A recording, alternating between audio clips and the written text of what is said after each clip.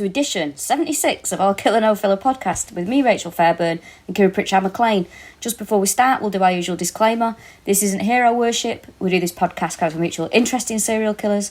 And as long as we are doing this podcast, it stops us from writing to them in prison. Yes, episode 76. Blwyddyn newydd dda, Happy New Year. This is our first podcast of 2021 because didn't we release one on Christmas Day? We did, yeah. It was the Santa Strangler, wasn't it? That was it, yes. That was the chat. And I wish we'd have waited a couple of days because, something, I think very amusing happened in the meantime on Boxing Day. Rachel knows this story already. I do, and was like, yes. You've got to tell this on the podcast. So basically, on Boxing Day, I went off to absolute clang here, guys, cover Carol Vorderman's radio show. But on Christmas Day, I was looking out the window and I was like, what is that? I could see, like, in the sort of yard bit outside the window, I could see bright blue stuff on the floor. And I was like, what is that? And some mud. And I realised the septic tank was overflowing, and the blue is from the like chemical cleaner. We don't have a chemical toilet, but you know when you put the stuff that like flushes it or whatever. So that was like lumps of toilet paper that were blue, and on closer inspection that wasn't mud, it was poop, right, which is not what you want to see on Christmas Day when you know you've got two vegans in the house. So I was like, fuck me. So I went back and got my partner, and as I was like, can you come look at this, please? And as we got there, I saw a little robin was skipping around on top of the, jumping from lump of blue toilet roll to blue toilet roll with what at first I thought was a nut in his mouth. It was a piece of shit, Rachel. He had a piece of shit. This poor... And then I realised... Because this must have been happening for like 4 days of it overflowing, because we had massive floods here, so the stuff isn't able to drain away. So I was like, oh, for fuck's sake. And I realised I'd had to fill up the bird feeder far less this week. Normally they're absolutely chowing through fat balls, but the birds didn't need feeding because they were eating whatever was in the yard. I feel sick. Fuck me. It wasn't ideal. Yeah, so then we called someone on Boxing Day, God love him. Life finds a way. So this guy came out on Boxing Day we've got 2 septic tanks. Well, he was emptying the main one, and there's another little one, an old one.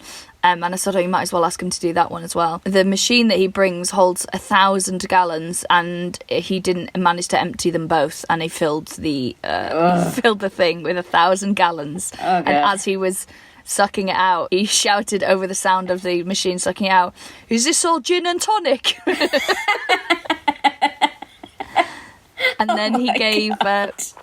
my partner paid him, gave him a tip, obviously. It's Boxing Day and he's dealing with our shit. Literally. And, he literally dealing with our shit. And then he gave my partner a calendar it has reflections written on the front of it, and then sort of beautiful landscape scenes from the Serengeti. But he said the way he handed it over was like, actually, what you pay 200 quid for is the calendar, and just the sucking the shit's just a byproduct of that. So yeah, that was it. But then that meant that every time anyone needed a shit, they'd be like, I'm just off to feed the robins.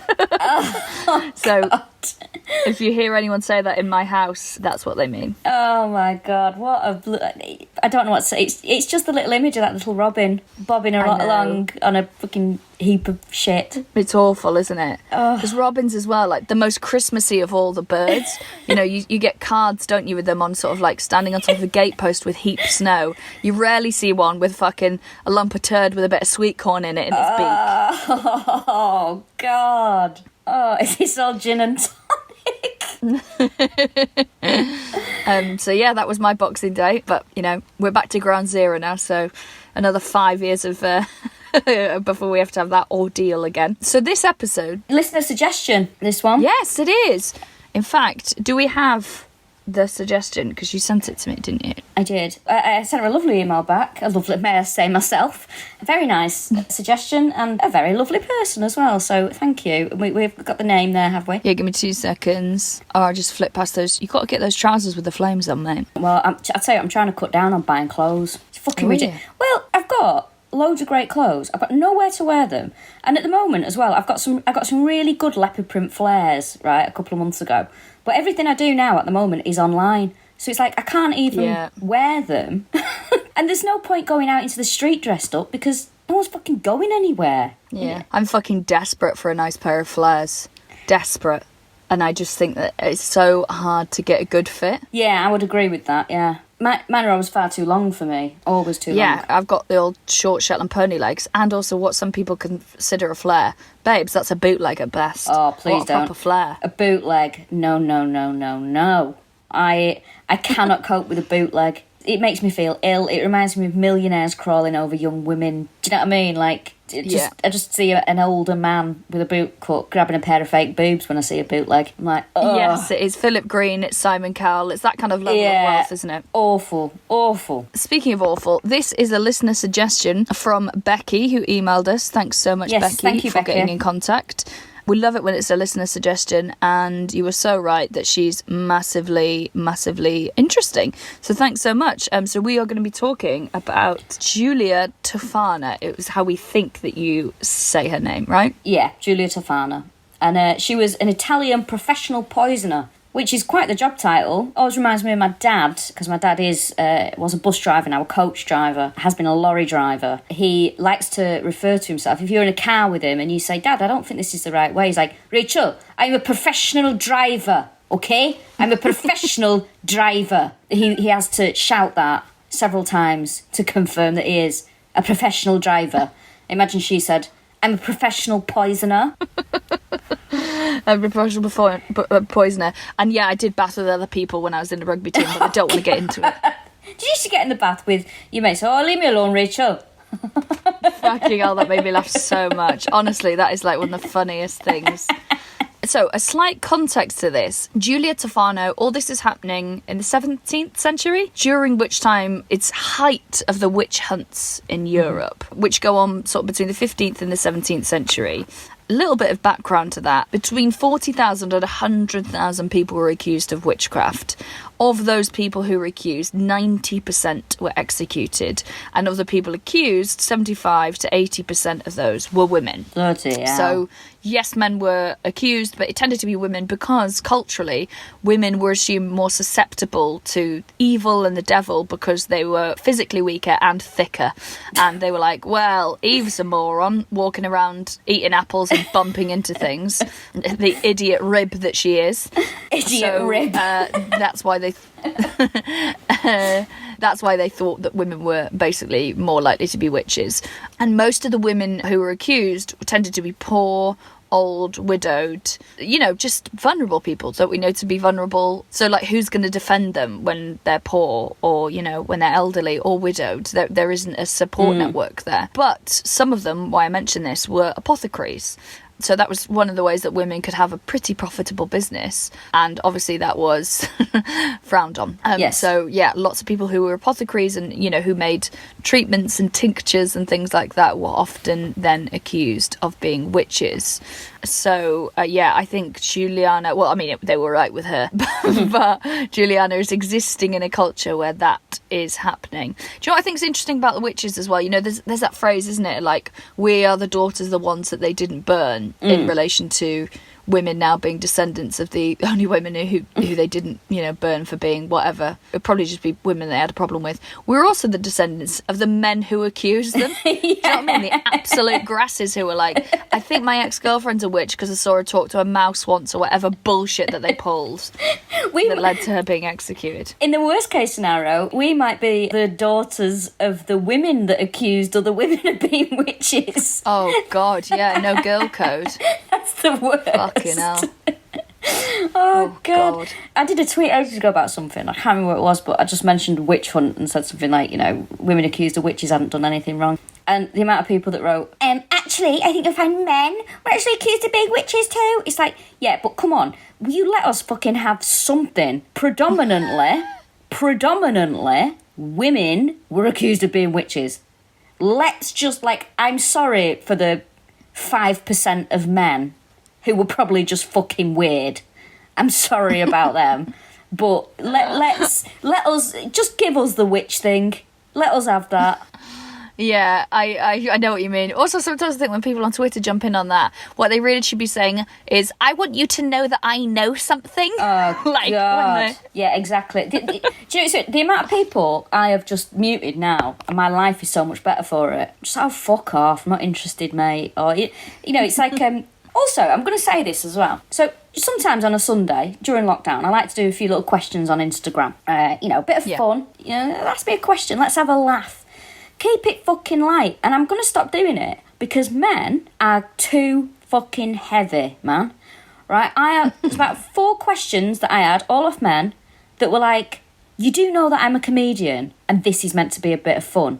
It's like, stop clouding everything with your sadness and indecision in life and stop making everything about you. I'm a fucking stand-up comedian doing a bit of fun. I don't need to be asked really fucking weird questions. Like, either you want to catch me out or wank over the answer. I cannot fathom out what these people want. And it's all... in fact, I would absolutely love if I could put a filter on to say, only women.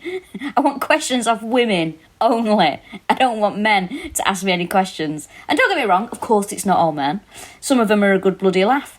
But predominantly, these heavy, sort of loaded questions are off guys. And it's fucking weird. Yeah, it's weird, man. It's weird. That Instagram questions thing I used to love doing. Yeah. And again, the shine's going off it because I think it's lockdown, isn't it? Everyone gets quite intense and people will ask you very intense questions about like how to leave their partner or something. And you're like, oh, babe, I just do the tee-hees. Like, I'm not a therapist. I think it's very unfair to put that pressure on a stranger who's obviously just doing a bit of a daft thing on Instagram. But, I understand the need to reach out and make a connection, but there's never any forethought for how the person on the other end is feeling. And also, do you know what I find? I get loads of people every time asking me, where do you live?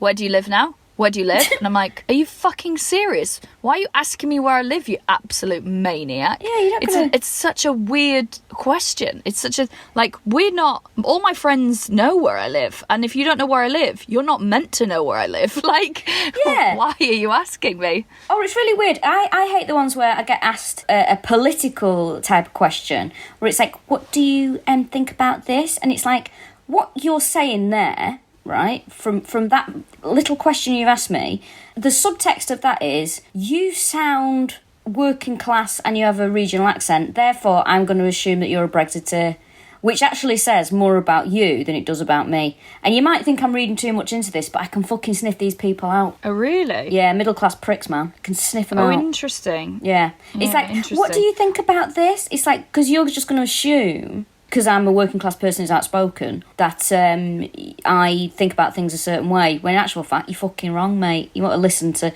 what I'm actually saying. Anyway, thanks for joining in, and...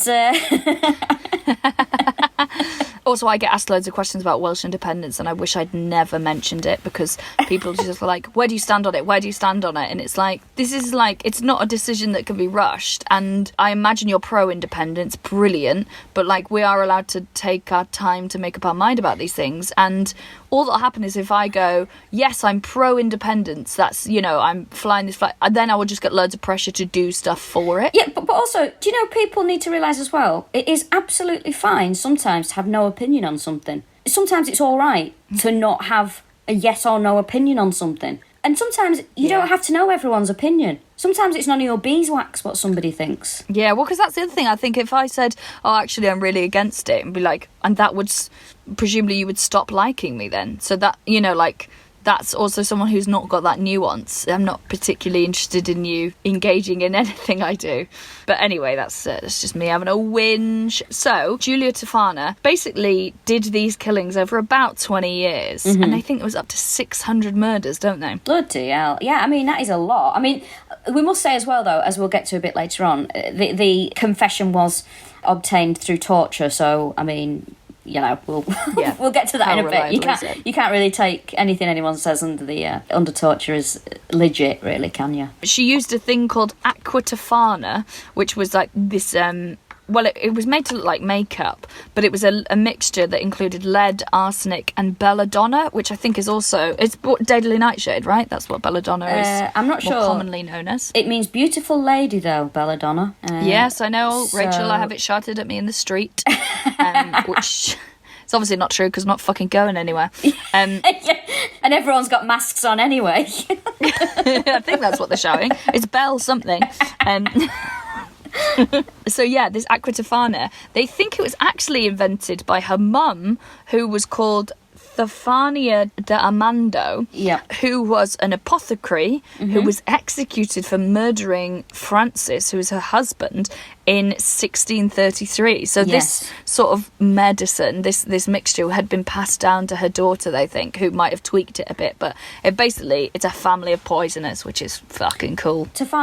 Julia was described as beautiful, but this is old days, so we will never know. No one trusts that. You'll see it'll look like Mark Gatiss in The League of Gentlemen when he puts a long wig on. This is cool. The women who were apothecaries who would sell these kind of things, they were basically usually sold to sort of let women escape from spousal abuse, because there was nearly no way to leave a bad marriage. And there were lots of bad marriages because women had few rights and were often, there was arranged marriages. Yeah. So you basically had to wait for him to die. So they made these things called inheritance powders, which is where, you'll become a rich and respected widow if you give him this, which is such a cool phrase for it, inheritance powders. So back then, women, as you say, had very few rights, if any at all, and you were a very low status, and once you were married, you were the property of the man. So the only way to get out of your marriage is if one of you died, hence this. Her daughter was involved as well in the potion making. Her daughter was called Girolama? Yes. She was involved in the potion making too. So yeah, like you say, a very family affair. They seem a bit, to me, seem like, they remind me a bit of, because it was sold as makeup, wasn't it? Little makeup Kardashians. Packets. Yeah, the Kardashians. Or it reminds me of those girls you used to go to school with that message you after you've not spoken to them for 15 years and try and sell you a mascara. Yeah, it's like Juice Plus, isn't it? Yeah. Or the Avon. Oh, God. I've got to say, fucking Juice Plus, I'm obsessed with this person that I used to know, that I'm still friends with on social media, who is a Juice Plus person. It is a con. I'm so obsessed. But videos, it's like, you're a 30-odd-year-old woman. Why are you acting like a fucking juvenile idiot? She's always posting videos of herself miming to songs and, putting absolute banger. It's like, you're an adult woman. And I have to say, she likes to claim that she's a six-figure earner. Listen, she's always posting pictures of her house. It is pure B&M bargains, mate. She's not a six-figure earner. Whenever I see anyone, and I hate to say this, when I see anyone who's got one of those grey velour sofas, yes, crushed velvet grey sofa, yes, I'm like, look, you are not a six-figure earner. You think that makes you look like a six-figure earner, but no way. No fucking way. Yeah, I know what you mean. If there's rose gold accents, that absolutely does it for me. Yeah. But I used to enjoy the Avon, My auntie used to bring the Avon catalogue, and I used to really enjoy that when it turned up. I'd be like, oh, lovely. A little look through. Well, it is a nice peruse, isn't it? Well, it is a sort of form of pyramid scheme, of multi-level marketing, which this sort of does feel about, because there's three generations. Oh, also, I think we haven't said when she was born. She was born in Palermo in 1620, and then she moved from Sicily to Naples, just as a bit of background. So the Avon, my mum used to get when she worked in nursing homes, there would be a gal who came, who worked there, who'd be like, does anyone want anything from it? Would be the Avon person. And mum would bring the catalogue home, and I'd be like, oh, I've got some pocket money, I'm going to get some stuff from the Avon. I don't buy fruit from now because they're test on animals, but anyway, which is a shame because they're like this spray called Soften Something that's like a dry oil moisturiser is the most effective mosquito repellent known to man. Really? It's really good. Yeah, but it's really good at keeping mosquitoes away as a weird byproduct. Anyway, so the Avon, I think, is a great thing in many ways in that it allows women to make a bit of sort of side hustle, especially women who are either working another job or, single mums or, do a lot of the childcare. It's a way of, some financial independence. And it's also sort of because it's largely, this is obviously very reaffirming sort of gender roles, but it's largely women selling to other women. Yeah, it's kind of like a bonding experience as well, I think. Yeah, totally, yeah. And sort of, supplementing and supporting each other, which I quite like. However, there's a real problem with Avon in Scotland and Liverpool, because in Scotland and Liverpool, the phrase, your da sells the Avon... Your da sells the Avon has become so ubiquitous as the biggest slam that you can give someone that the sales of Avon have dropped right off because kids are like, please don't sell the Avon, it's so embarrassing. And obviously it's not their dad selling it tends to be their mum selling it. There aren't many. There are some male representatives, but there aren't many. To the point where, I saw this when I googled it, someone was putting on a dance music tour and they called it Your Da Sells the Avon in Scotland. And they got a really nicely worded, but basically a cease and desist from Avon, being like, can you not use our logo? Also, it's kind of insulting to all the male, people that we have working for us, and be like, good luck with your event. Also, if any of you would like to become an Avon representative, here's an application form. Nice. But I like that. Lovely, classy, absolute class act, those people at Avon. But yeah, it's so funny that Your Da Sells the Avon is like a full-blown insult now. Oh my God, I love that. I love it. Your dad sells the Avon. It's so juvenile, isn't it? It is. But sometimes I kind of they're all rooted in prejudice, but sometimes, when you look back on that juvenile, when people at school used to go, you drop your gay card. Oh, yeah. And someone would, half hear it and then turn around and pick it up. I obviously know that is deeply entrenched in homophobia and is awful. But just the act of someone responding to someone and going, you've dropped something... and being, bamboozled over what it is funny. Like, it's funny when someone is picking up their own insult is a funny concept. It's just a shame that it's steeped in homophobia. Your Norman was one when I was at primary school. I think because we were studying the Normans. I don't know where that came from. Really? Yeah, your Norman. And then this lad took it further and was like, yeah, you're a Saxon. Like, what is this? But when I think back to something that sticks out in my mind at school was the bad behaviour at secondary school. You'd get into a classroom and you'd be like, oh, fuck, these lads are going to start throwing chairs around. And they'd just lob chairs around the classroom. And I remember a lad in one of my classes threw a hold all at my head. And it hit me really hard. I might have told this story before. And I was really ill. Like, when I got home, I was vomiting and I was really poorly. And Mum was like, what's the matter? And I told her. She was like, oh, for fuck's sake. So I had concussion. Fucking hell. From hitting me on the head with the bag. And Mum was like, well, I'm going down to that school on Monday. I was like, just leave it. Do you know what I mean? Like, it's not worth it. I don't want more bags thrown at my head. And that's what's going to happen if you go and do that. My school was like a weird mix of like... It was really... The classes that were rough were really rough. But, like, this is going to sound so twatty. Because I was in, like, set 1 and 2 for most things, there was only one class where I was in with the scary kids, which was Welsh. So, because I was in set 7 out of 8 for that, that's when, all the feral kids came out to play. And the experience is fucking totally different. It's like being in a different school because you're right, they're, like, locking the teacher in the store cupboard and they're throwing shit around and sexually harassing you and throwing shit at you and just being horrible and walking in and out of the classroom. And you're like, fucking hell. Like, I mean, it's bad enough that I didn't learn Welsh, but imagine if that was also my maths and English class. You'd be absolutely fucked. I know. It was. Like, I was in the very top set for English. It was the only lesson that I really enjoyed. And I was in the bottom set for maths. Like, the complete drongos were in that class. Yeah, it was mad. It was the class where we had a teacher who used to smoke cigars, and her breath... I used to sit right at the back, out the way, and her breath would eventually reach the back of the classroom by the end of the lesson. So it was it was just like rows of kids like dry retching because the breath was so fucking bad. Like a Mexican wave of fucking sadness coming back. It gets like row 3 and you'd be like, right, if this lesson doesn't finish now, then it's going to hit us. And then by the end of it, you'd be like, ugh. Oh God, a Mexican wave of halitosis. Oh God, it was bloody awful. It's weird though, because I think back to these teachers, I think, oh, she's probably dead now, her. I mean, yeah, that's one way to look at it. Yeah, do you know what I mean? She's probably dead now, her.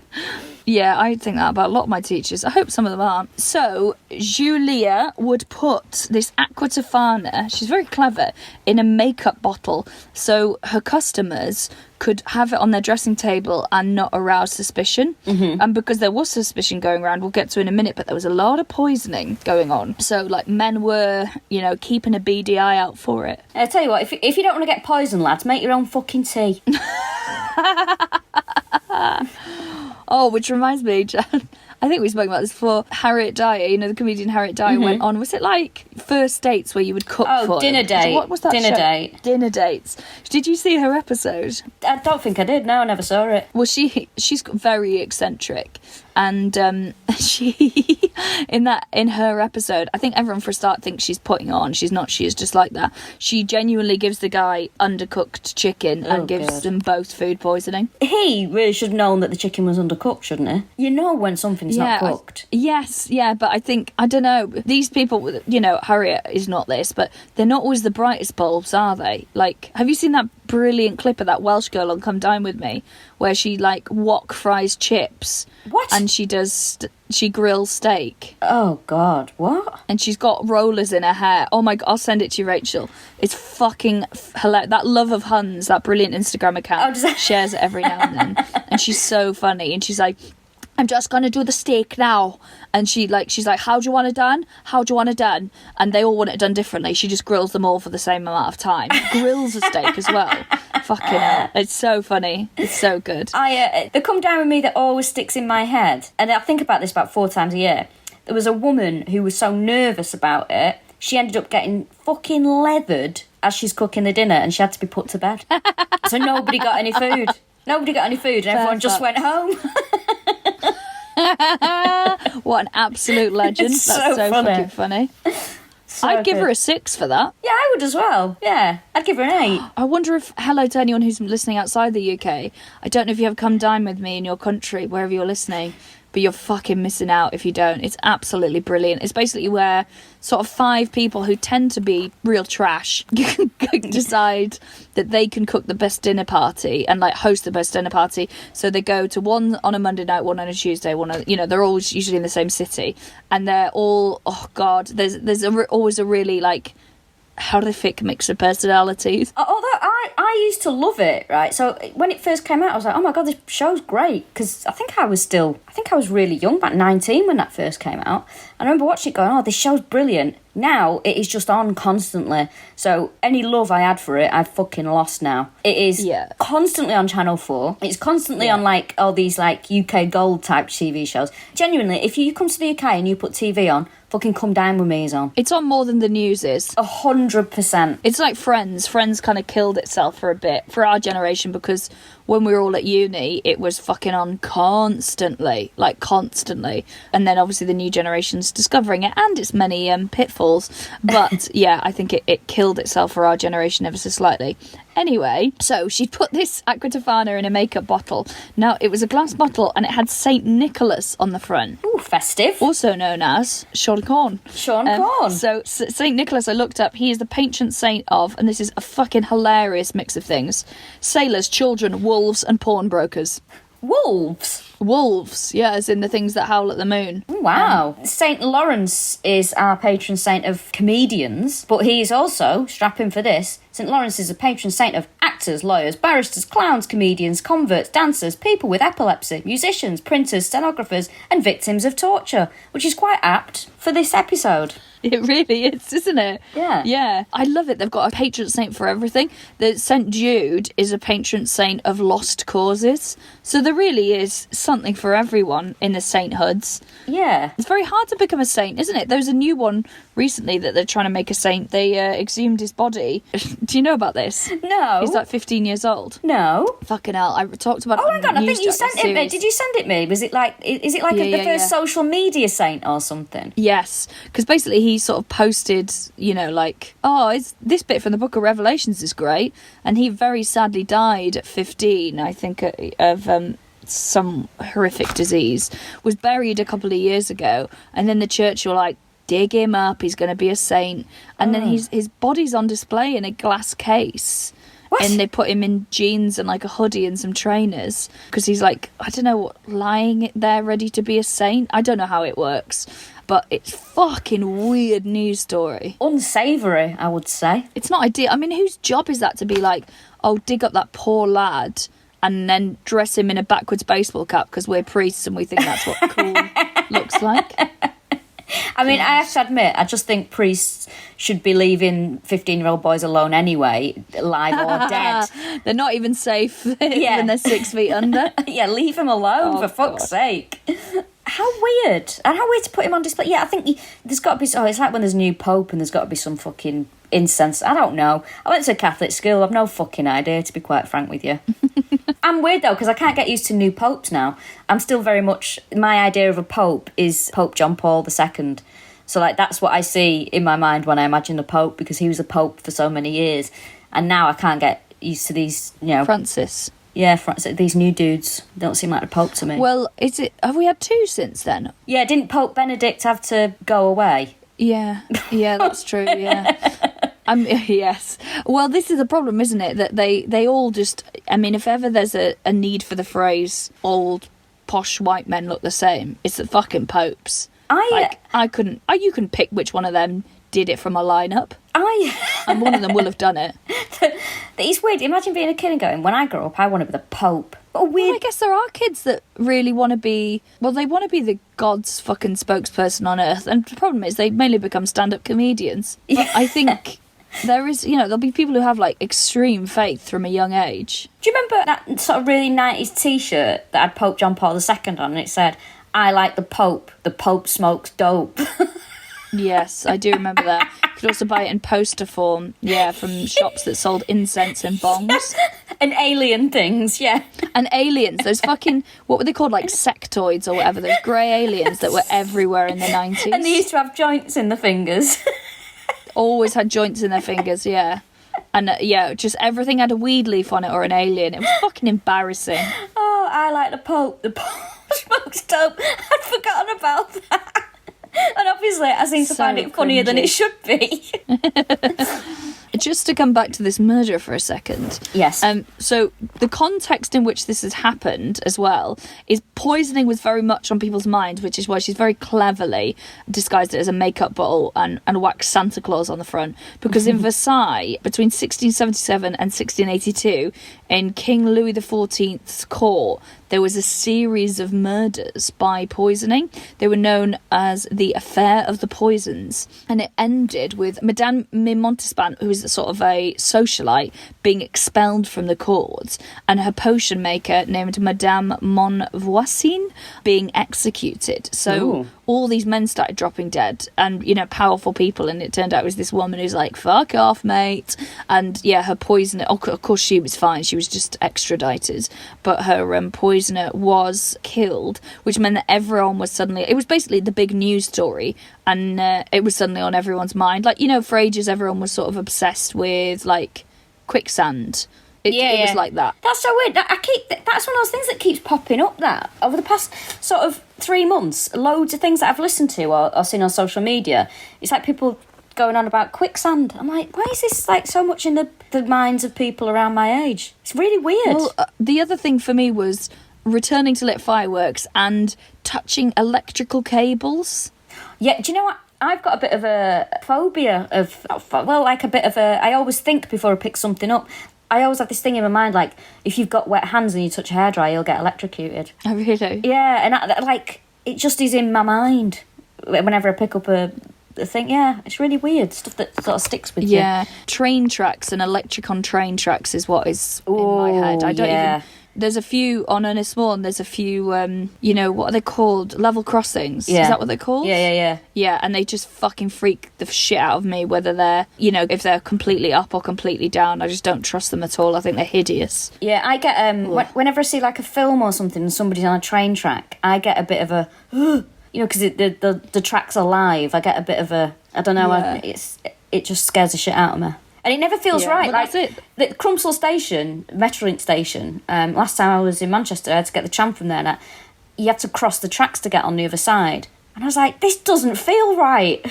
What? Where's the bridge gone? I think they were doing some work, so the bridge was closed, so you had to cross over the tracks. There was like a little crossing. Fuck that. Yeah, it never feels right. It just doesn't feel right. So Julia became a widow and moved with her daughter. Became a widow, let's skirt over that, but, a raised eyebrow there. She moved with her daughter, Girolama, to Spara, and then they moved to Rome. then she starts this operation where she basically has got a good chat with all the women in the area and was like, listen, if anyone wants to bin off their husband, I know someone. But to get her services, you had to be her friend or be referred by a trusted source. Yeah, it's Choose Plus. Yeah, Choose Plus. Well, her daughter would do a lot of the recommending. And also, the rumour is that they sort of recruited a local Roman priest called Father Girolamo, and he would recommend women with bad marriages, and he'd also supply them with arsenic. So, you know, people were in confession, so he would sort of know what the what was and was like, oh, you should go and speak to this apothecary. I think she helps women in your situation. And it was really, really clever, the system they had. So with this Aqua Tofana, the first dose of it, because it was very easy to tell if someone had been poisoned. You know, they'd be like violently ill overnight and then they'd drop dead. So the first dose you would give them would be diluted. So it'd make them really weak. They'd be exhausted. They'd be, you know, sort of like really physically weak. So they thought they would, oh shit, I'm coming down with something. And so that would last for a little while. Then you give the second dose, which isn't diluted. That's when they start to get stomach pains, they'll be vomiting, dysentery. So that's when they go, oh bloody hell, it's this bug kicking in. And then the third and fourth dose, that would be what would kill them. And what she told them to do as well is, like, when they die, demand an autopsy. And because the method of poisoning, the doctors would have found it almost impossible to detect it because they didn't really have the technology for it then. So, and because it was a slow death, it meant that the victims would start to get their affairs in order. Like if they had, let's say, weeks of being weak and weaker with this diluted thing, they'd be like, you know, the wife would usually go, have you got, I don't want to be morbid, but have you got a will? And also she would be around there to sort of get their affairs in order and, you know, just put pressure on them to go, well, let's give that to the kid, or let's and also, and then when they're 18. Also, it looks good because they've got time to like look like they're caring for them as well. Exactly. Yeah. In their head, she's basically going, I can suck this dick for 3 more weeks. I can do that. I can get through anything. Do you know what I mean? Like, I just got 3 more weeks of sucking this dick and going, yes, of course, let me help you. Yes, I'll change your bedpan. So, yeah, they would basically be around for enough time to get their affairs in order, hopefully either make a will or change it so it's favourable to their partner, and then they would die. So, here's where it all comes down. Someone breaks the girl code. A fucking grass. So a woman buys it. Oh, you know what I imagine this woman doing? I imagine it's in a public toilet, the ladies' toilets of a nightclub. I imagine she's in the cubicle and she's overheard 2 women chatting, and she takes that knowledge with her and grasses them up. That's how it feels to me. Really? Guess what I've just heard in there? Well, no, because she does buy it and she does want to kill her husband. But do you know what she is? She's one of those... You know those people who, like, come over and slag their boyfriend off to you, and you're like, they're a piece of shit and I hate them and I wish you would leave them, and they're like, I know I am going to leave them, and they go back to them, and then they also tell them, oh, by the way, Kiri thinks you're a piece of shit and I should leave you. So then you've got fucking beef with this piece of shit boyfriend now as well as beef with her because you're cross with her that she's gone back to him. I realise obviously some of this is symptomatic of abusive relationships, but also sometimes it's just like people being fucking idiots. Yeah. Oh god. Yeah, so this woman buys it. She puts it in her partner's soup. She's like, yes, get thee gone. He's about to eat it and she starts panicking and freaking out, and he's like, what's wrong? And she's like, I don't want you to eat that soup, please don't eat that soup. And he's like, what? Why can't I eat the soup? And she's like, no, please don't eat the soup, please don't eat the soup. And he's like, you have to tell me why I shouldn't eat it, otherwise I'm just going to eat it. And she's like, okay, well, I bought poison from this woman who works with her daughter and a priest and confesses fucking everything. She grasses up every single woman involved. Just tell him the potatoes are off. Or that, you know, you're not sure if the stock's up to scratch. Yeah, or like, oh, I'm actually on my period, and you know how that makes me a witch for 4 days. Just fucking whatever thing. Someone sneezed on it and, you know, they were, whatever. Use whatever prejudice is knocking around. So then they alert the authorities. But Julia was really loved in the area, and especially by women. And a lot of the women were now very powerful, rich widows. So they tipped her off. Were like, listen, the Rosas are coming. So she runs to a church and claims sanctuary. Which she is granted. Yeah, which she's granted. So she's knocking around in the church like Julian Assange in an embassy. And she would have been quite happy there and left alone there. But then people started to spread rumours. Yeah, the big rumour was it had stretched from she's selling poison to women to kill their husbands to, do you know, I've heard that she's poisoned all the water in Rome. Ugh. So that was the big It's also thing. like, to what ends? Why would she have done that? Like, why would she fucking bother? Yeah. Just bullshit. This is the thing, is people can't deal with powerful women. They've got to take them down. So there's this rumour spread that she's poisoning the water, and then that's when there's huge amount of pressure from the government to take action. They're sort of dilly-dallying over it, and in the meantime, a mob forms. You know what? If you have ever been in a mob, you're the worst type of person. Yeah, never been in a Mobs mob. are universally arseholes. And by the way, before you start, a march isn't a mob, a riot isn't a mob. I'm talking about a fucking mob. I'm talking about a group of people who've never read a book deciding that they should take law into their own hands. A fucking mob. So this mob storms the church, drags her out, and then she gets tortured. Ugh. And during the torture, she confesses to killing in excess of 600 men between 1633 and 1651. Interesting. I did a little spin-off section here about torture. The Romans were very forward-thinking with the old torture, and I've got some really nice methods. I mean, we don't know what method was used on Julia. No. But I'll tell you what was popular. So I mean, torture, I mean, this is how popular the Romans made it. Torture actually comes from the Latin word torco, which means to twist one's body. Flogging was very popular. Ox leather strands. I'd like to see a version of Flog It where it isn't about buying antiques and it's just about whipping people that you find unsavoury. I thought it was going to be like David Dickinson's S&MC. I can imagine you'd be quite into that. Yeah, definitely. In the years 306 to 337 BC, melted lead was very popular to put into the throats of criminals. Crucifixion, of course, was a big one. A lot of people were crucified upside down as well.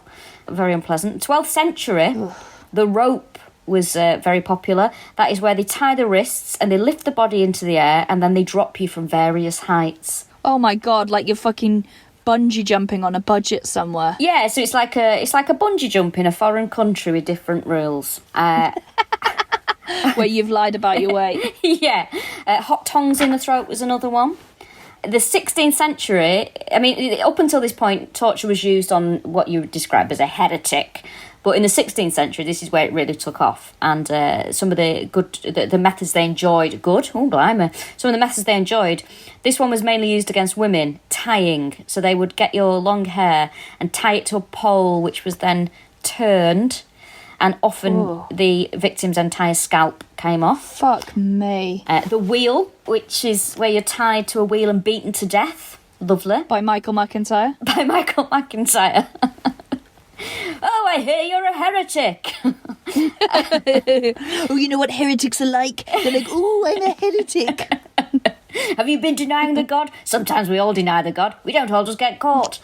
Boiling, pretty self-explanatory. This is just put you in a massive container and boil you to death. Fuck me.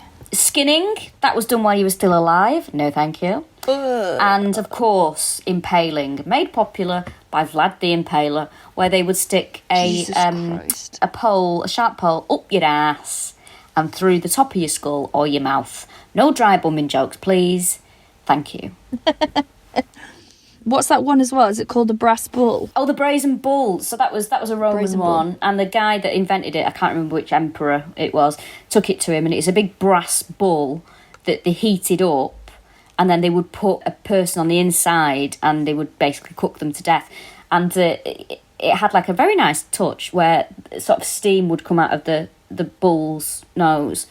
But the guy who invented it took it. He was like, hey, have you seen what I've made here? It's pretty snazzy, this, isn't it? No, but Rachel, the bull thing was the acoustics inside. The screams would made to sound like moos when they came out. Yes, so it was a very effective piece. Lovely. And he took it to the emperor at the time. I can't remember which one it was. He showed it and the emperor went, all right, well, show us how it works then, and killed the inventor of it inside his own contraption. Yeah, because he said it was such a heinous thing that whoever had the idea should die. Yeah. But also he's like, but I do want to see what it looks like just once. Yeah. Isn't that so fucked up? It's just mental. So bad. I went to Clink Prison for a day out a few months ago when we were allowed in London, and it's obviously an old prison. And inside there is a section when it's got all sort of torture things, and you're allowed to touch them and get involved, and it's very hands-on or hands-in, depending. And I fucking loved it. I went in with my boyfriend, and I walked in and I went, yes! And I think he just thought, what the hell have I got involved with here? I fucking had a great day out. But at the same time, I was thinking, ooh, somebody's died in this. But take my picture. Yeah. It's so weird that you'd be like, oh, this is the last thing that someone in excruciating pain would have seen. Yeah. Jeez. But I did get involved and I had a fucking lovely day out. So there's torture for you. Some little spin-off section on torture. Love it. Lovely. Love it. Well, as we all know, that confessions obtained under torture are highly inaccurate. Mm-hmm. So although it's said that she killed, she didn't kill, she supplied the poison to kill up to 600 men, or over 600 men, that wasn't it's not deemed to be particularly accurate. Although there's no doubt that she did supply this stuff with the intention of killing people. Mm-hmm. So she was executed at Camp de Fiori in Rome in 1659 with her daughter, and with her daughters, in fact. And 3 accomplices who I bet were just like, oh, for fuck's sake. Of course, they're like, oh, minimum wage, and I'm still getting killed. Are you fucking kidding me? Absolute dog shit. And then what they did is they rounded up over 40 of the women who had used her, and the poor women were executed, and the rich ones were either imprisoned or banished. Didn't you say some of them were bricked up? Some of them were bricked up, yes, in the walls in one of the big venues of torture. They were bricked up to just starve to death in the walls of the building. It's just that is horrific, isn't it? I would rather be burnt alive than bricked up. I think about being bricked up all the time, weirdly, and I think that would be a fucking horrible way to go. Horrible. But the execution just wasn't the end. What they decided to do then was they took Julia's body. I'm only laughing at this because it's just fucking... It's childish. They took a body and threw it over the wall of the church where she had been granted sanctuary. Again, fucking, that is the idea of a mob, that is. Yeah. That's not the idea of anyone rational. It's like, go on, fucking throw a dead body over the... I dare you to throw it over the wall. And then running away, giggling to each other. Yeah, and that's the only reason I'm like, it's all pretty... I mean, the old days were brutal, as we know, but that is just a real childish touch to a very depressing story, I think. There is a legend, which is totally untrue, that Wolfgang Amadeus Mozart was poisoned by aqua tofana. Well, that's not true, apparently. Do you know Mozart was only... he died of syphilis. Did he? Do you know he was only 35 when he died? And I got fucking furious about that. I think it's... There's loads of different theories, poison, that it was pork chops that weren't properly cooked. Maybe Harriet Dyer was on a date with him. But I think they think it was more than likely it was syphilis. And, and he would just said it's aqua tofana because it was so present in everyone's mind. Now, there are some accounts that say that she was captured, tortured and executed actually in 1709, so she got away with it for longer. But either way, it did happen, and she was tortured and executed. And that is Guilia Tofana, the serial killer, the poisoner. Yes. Who are we going to discuss next time? Well, I think we do a big one. So I think we did Rodney Alcala as a live show a few years ago. I think he'd be a good one to really explore as an episode. Although I had to say as well, my boyfriend Tim is a keen listener to this podcast, and he keeps saying... What a creep. Yeah, he keeps saying, when are you going to do the Atlanta child murders? And when are you going to do that one? So he's putting in his own requests. But we want to hear what you want, really. Who would you like as a big old sort of... I think we'll do Rodney Alcala next. Alcala, whatever. I think we'll do him next. And then I reckon somebody like... Maybe we do Wayne Williams. Maybe we do Arthur Shawcross. Yeah, let us know what you want. I mean, Albert Fish, maybe. Oh... Preferably not that, but yeah. We're not going to do Levi Belfield. It feels too recent. Yeah, let us know who you think could be a good deep dive. But I think Rodney Alcala next. And I'll decide how to pronounce his surname when we do it. Yeah, let us know which one it is, because I'll definitely say the wrong one. I'm terrible with surnames and things like that, no matter where their origin. But also, fuck him. Do you know what I mean? I couldn't give a shit if I'm pronouncing his name right or wrong. It's more the current Alcalas that I'm trying to be sympathetic to, because if someone was like comedian Kiri Pritchard-McLean, I'd be like, it's McLean every time they said it. So it's the other ones that Rachel Fairchild, Rebecca Fairchild. Fairchild, fucking hell, yeah, that's so funny. And it's always the same person who always calls you Fairchild and stuff. I feel like it might be a neg. Yeah, I think so. But that was a good romp, that one. I enjoyed that one. It was great, mate. Well, that was it. That was episode 76 of the All Killa No Filla podcast. Thank you so much for listening. We really appreciate it, and we'll be back very soon. Yes. See you soon. Bye. Thank you. Bye.